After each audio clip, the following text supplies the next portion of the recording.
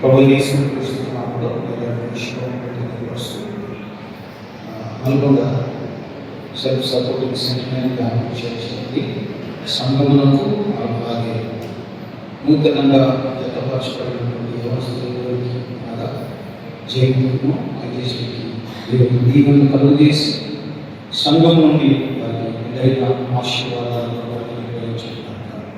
ఆమె మంచిది. ఆ సంఘం నుండి అమ్మాయి మనస్థలిలో డాక్టర్ వచ్చింది కూడా సంతోషం. ఎందుకంటే ఇద్దరు యవనస్తులు మంచిగా దేవుని మందిరంలో వాడబడి ఉంటారు. బీబీఎస్లో కానీ సండే స్కూల్ పరిచయం కానీ వీళ్ళంతా ఇందాక మాట్లాడింది. అయితే ఆమె కూడా సంఘంలో ఒక మంచి ఫైర్లో ఎదుగుతున్నప్పుడు దేవుడు బహుగా దీవించి వివాహం చేశారు. ఈరోజు ఆమె కొన్ని ఆల్బమ్స్లో పాడేది. మంచి సింగర్. గుంటూరులో ఒక మందిరంలో ఒక ఆరాధన నడిపించేటువంటి మంచి వ్యవస్థ దేవుడు ఇలాగ కుటుంబాన్ని అలాగే మా పెద్ద శ్రీకృష్ణ గారు ప్రసన్న గారు పరిచర్యలు మా సార్ గారు అయితే ఆ చిన్నపిల్లలు పరిచయం జరుగుతుంటే అక్కడే పిల్లలకి ఏమైనా అవసరమో అన్నీ సమకూర్చేవారు. ఈ కుటుంబము పరిచర్యలో సంఘ పరిచర్యలో ఏది అవసరమైనా ఏ సమయంలో అయినా మాకు సహకరించేవారు. ప్లస్ మొన్ననే అమ్మగారిని స్త్రీల సమాజంలో ప్రెజర్గా తీసుకున్నారు. అలాగే వాళ్ళు అంతా కృషి చేసి కష్టపడి పనిచేస్తారు. మా ప్రెసిడెంట్ గారి దాన్ని మీటింగ్స్ తెలియపరిచారు. మంచిది. నేను విస్తరించి మాట్లాడిన కొన్ని విషయాలు లేఖన భాగం నుంచి మనం చూసినట్లయితే 5వ అధ్యాయము 33వ వచనం, మెట్టుకు మీలో ప్రతి పురుషుడు తన వలె భార్యను ప్రేమించవలెను, భార్య అయితే తన భర్తకు భర్త వాయువు కలిపి ఉంటున్నట్టు చూసుకోవలేదు. ఈ మాటలు మనము ఎఫెసీ సంఘానికి అపోస్తలుడైన పౌలు రాస్తున్నటువంటి మాటలుగా మనం చూస్తున్నాము.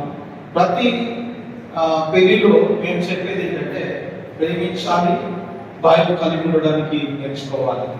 ప్రేమించే ఆ విధానం అసలు వివాహ వ్యవస్థను దేవుడు ప్రారంభించాడు కాబట్టి అది ఘనమైనదిగా దేవుడే దాన్ని పౌలు భక్తులు దీన్ని ఘనమైన వివాహముగా లేదా పరిశుద్ధమైనదిగా ఆయన హెబ్రీ సంఘానికి రాస్తూ ఆయన జ్ఞాపకం చేశారు.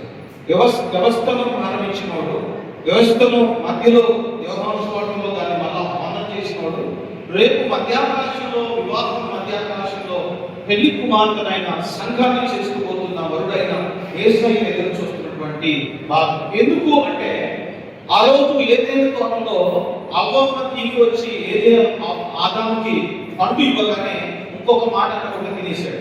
అది చూసిన దేవుడు భార్యాభర్తల మధ్యలో ఇంత సంబంధం ఉందా, ఒకరు పొరపాటు చేసిన సర్దుకొని పోతారా అంటే ఆమె తిని వచ్చి ఈయనకు వచ్చి నువ్వు కూడా తినమంటే ఎందుకు తిన్నావు అని అడగకుండా ఈయన కూడా తిన్నాడు. చూసారా ఆ బంధాన్ని చూసిన దేవుడు ఇలాగే అయితే నా కొడుకు కూడా భార్యను జరగాల్సిన అవసరం లేదు, ఈ భూమి మీద సంఘాన్ని నా కుమారుడికి భార్యగా నేను ప్రదానం చేసి కీర్తి చేయడానికి ఇష్టపడతాను అని దేవుడు అనుకున్నాడు. ఈ ప్రణాళిక రేపు మధ్యాకాశంలో జరగబోతుంది. కాబట్టి ఈ బంధము చాలా పవిత్రమైనది.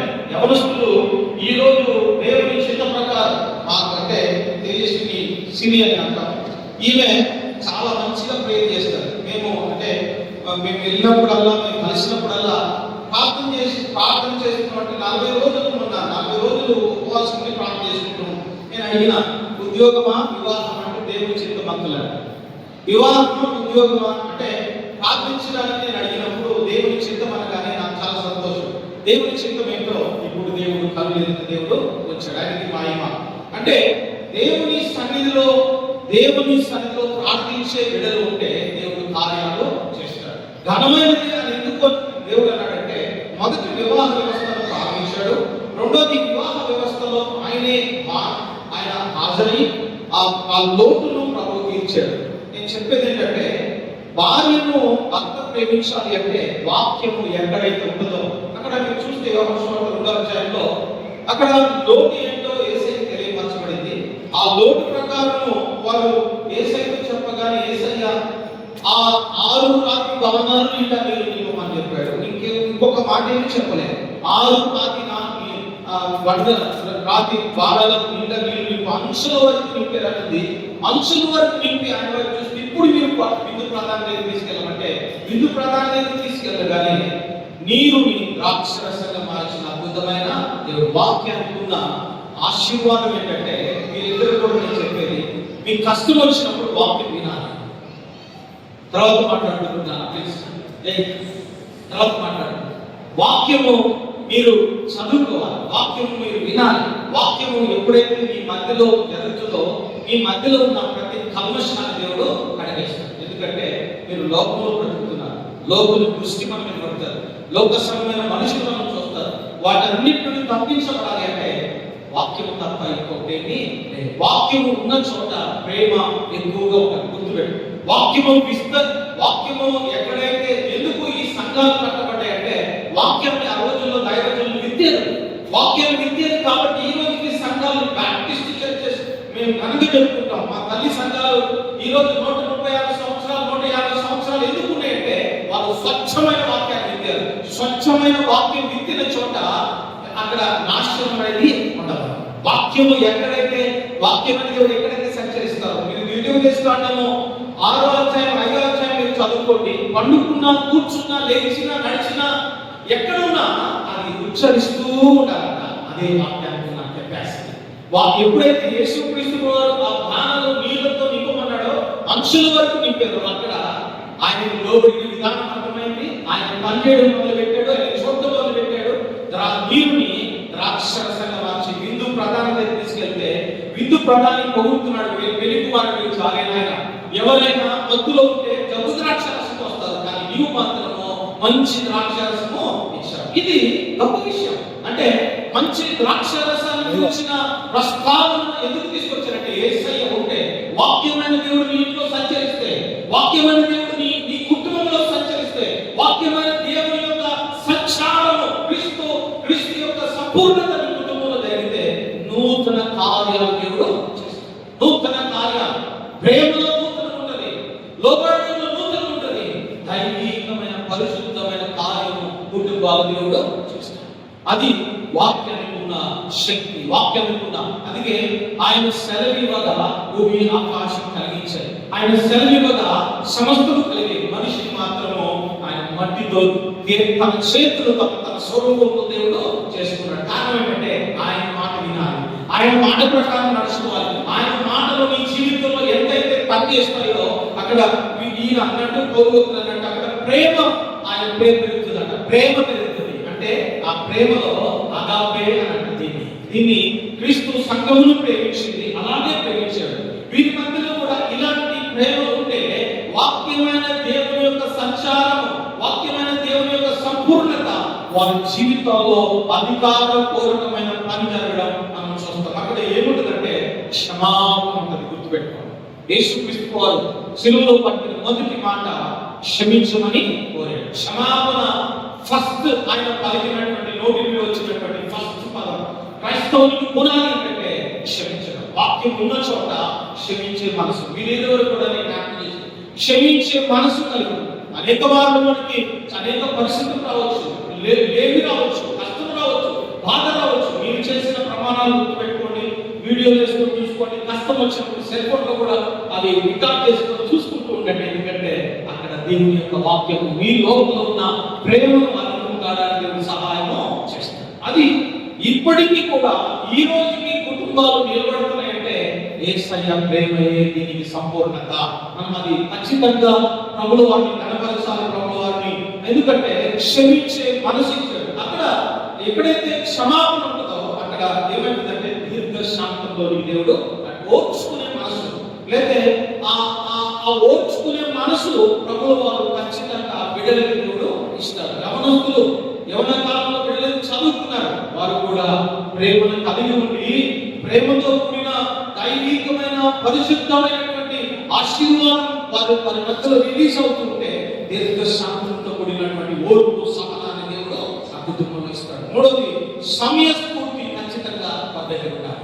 ఎప్పుడు ఎలాగ మాట్లాడాలి, ఎప్పుడు ఎలాగ ఉండాలి అంటే సమయస్ఫూర్తి అంటే మనము వాక్యమైన దేవునితో మనం సంచరిస్తున్నప్పుడు. అందుకే యేసయ్య మీరు బాగా వినండి, అందరికీ సరిపడా ఆలోచనలు అక్కడ ఉన్నాయి. 2వ అధ్యాయం యోహాను సువార్త అందరికీ, ఏ సంఘానికి సరిపడా ఆలోచన సంఘ పునాదులు కూడా ఇక్కడి నుంచి కూడా ఏర్పడ్డాయి. అంటే మీరు చూస్తే మరియమ్మను వెళ్ళి ఏసీని అడిగితే ఇప్పుడు చాలా మంది మరియమ్మ దగ్గరికి వెళ్తే ఏసీ దగ్గర తీసుకుపోతాడు, మరియమ్మ ఏసీ దగ్గర తీసుకుపోతాడు. అవసరం లేదు. ఆయన ఏమన్నాడంటే నా సమయం ఇంకా రాలా, నా సమయము చూడండి. అక్కడ బాప్టిస్టుడికి అవసరమైంది లేదా వారికి అవసరమైంది అన్ని వెతుక్కుంటారు, కానీ యేసయ్య సెంటర్ ప్లేస్ అనేది అంటే ఎక్కడైతే ఆ పరిస్థితులు అనగా యోహాను సువార్త 2వ అధ్యాయంలో జరిగినటువంటి ఆ పరిస్థితులన్నీ మనం ఒకసారి ఆలోచన చేస్తే వాస్తవంగా అక్కడ యేసయ్య సమయస్ఫూర్తితో ఆమెకు సమాధానం చెప్పాడు, పరిచారకులకు సమాధానం చెప్పాడు, అవసరతను ప్రభు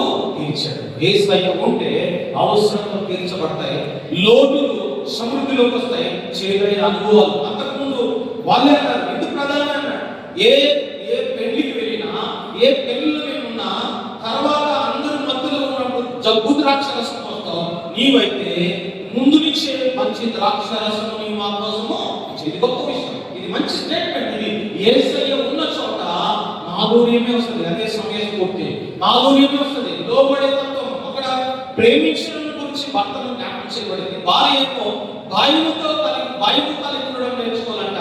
ఎక్కడ ప్రేమ ఉండదో భయము కలిగి ఉండడానికి దేవుడు ఆ పరిధిలోని దేవుడు తీసుకొస్తాడు. ఇది పరిశుద్ధ ఆత్మ చేసే పని, పరిశుద్ధమైనటువంటి కార్యం, పరిశుద్ధమైన దేవుని యొక్క ప్రణాళిక.